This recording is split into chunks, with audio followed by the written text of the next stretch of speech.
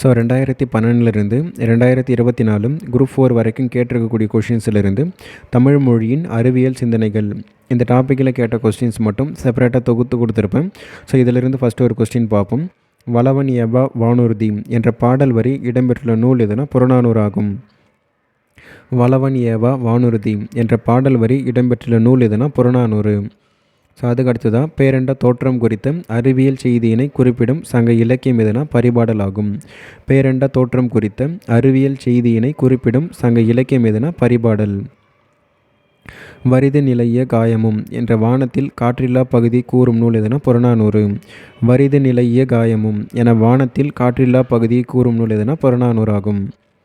So அதுக்கு அடுத்ததாக நான்கறிவு உயிரினங்கள் எதுனா நண்டு தும்பி என்பது வரும். நான்கறிவு உயிரினம்னா நண்டு தும்பி என்பது வரும். அதுக்கடுத்தது செயற்கை நுண்ணறிவின் சிறப்பாக நீங்கள் கருதுவது எதுனா செயற்கை நுண்ணறிவு பொறுத்தவரைகளும் மனிதரை போல முடிவெடுக்கும் திறன் கொண்டது. ஸோ அது சரிதான்.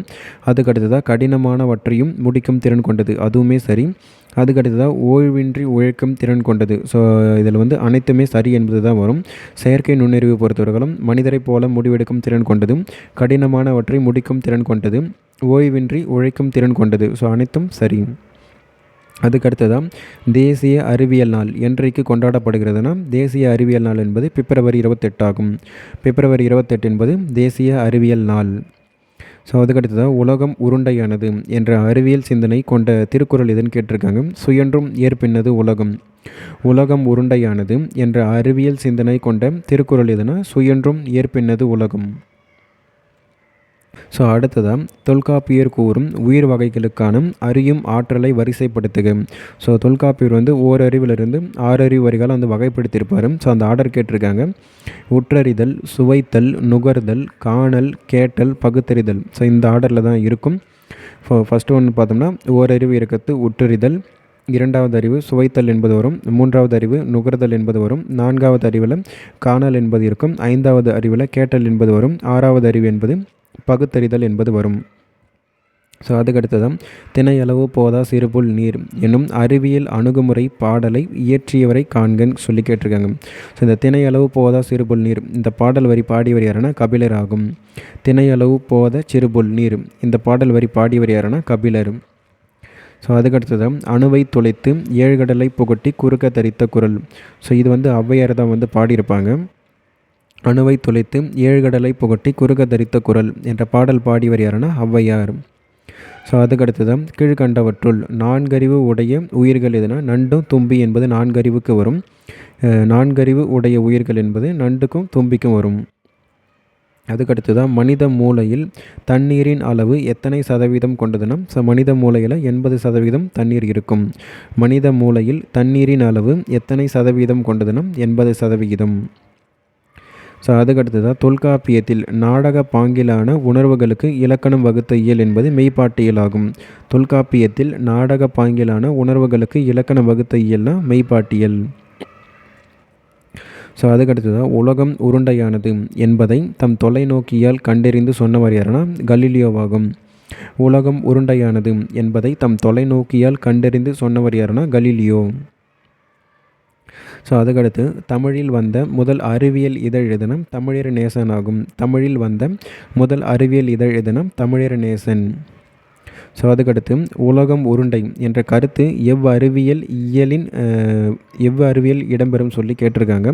உலகம் உருண்டை என்பது இந்த விண்ணியல் அறிவு இந்த பகுதிக்குள்ளே தான் வரக்கூடியதாக இருக்கும். மீதி இருக்கக்கூடிய இந்த பொறியியல் அறிவு, மண்ணியல் அறிவு, அணுவியல் அறிவு ஸோ இதிலெல்லாம் வராது. உலகம் உருண்டை என்ற கருத்து எந்த ஒரு அறிவியல் இயலில் இடம்பெறும் சொல்லி கேட்டுக்கிறாங்க.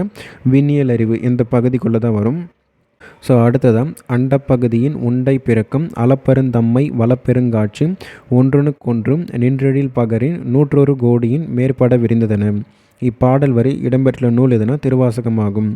அண்டப்பகுதியின் உண்டை பிறக்கும் இந்த பாடல் வரி இடம்பெறக்கூடிய நூல் எதுனா திருவாசகம்.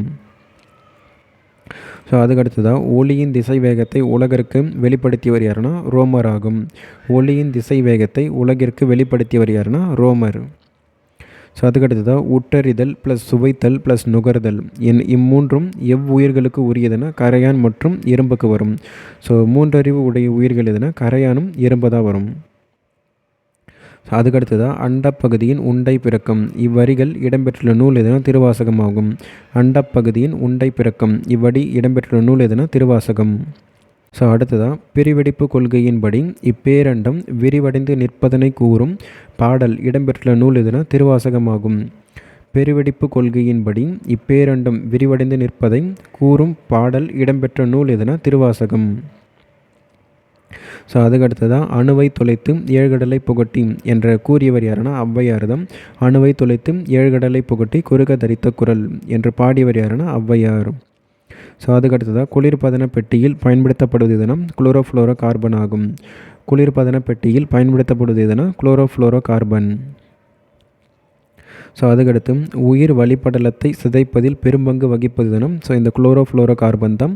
உயிர் வளிப்படலத்தை சிதைப்பதில் பெரும்பங்கு வகிப்பது எதுனா குளோரோஃப்ளோரோ கார்பன். ஸோ அதுக்கடுத்து ஓர் அணுவினை சதக்கூறிட்ட கோணினும் உலன் என்று பாடியவர் யாருன்னா கம்பர் ஆகும். ஓர் அணுவினை சதக்கூறிட்ட கோணினும் உலன் என்று பாடியவர் யாருன்னா கம்பர். ஸோ அடுத்ததான் மானுட பிறப்பினுள் மாத உதரத்து ஈனமில் கிருமி செறிவினில் பிழைத்தும் என்ற உயிரியல் தொழில்நுட்பத்தை அறிவுறுத்தும் நூல் எதுனா திருவாசகமாகும். மானுட பிறப்பினுள் மாத உதரத்து ஈனமில் கிருமி செறிவினில் பிழைத்தும் என்ற உயிரியல் தொழில்நுட்பத்தை அறிவுறுத்தும் நூல் எதுனா திருவாசகமாகும். ஸோ அடுத்ததான் உடம்பிடை தோன்றியர் ஒன்றை அறுத்ததன் உதிரம் ஊற்றி அடல் உறச் சுட்டு வேறொரு மருந்தினால் துயரம் தீர்வார் இத்தொடரை கூறியவர் யாருன்னா கம்பர் ஆகும். உடம்பிடை தோன்றியர் ஒன்றை அறுத்ததன் உதிரம் ஊற்றி அடல் உறச் சுட்டு வேறொரு மருந்தினால் துயரம் தீர்வர் இத்தொடர் கூறியவர் யாருன்னா கம்பர் ஆகும். ஸோ அவ்வளோதான் இந்த டாப்பிக்கிலிருந்து கேட்டிருக்கக்கூடிய கொஷின்ஸ் எல்லாம் பார்த்துட்டோம். ஸோ அடுத்து ஒரு டாப்பிக்கில் பார்ப்போம்.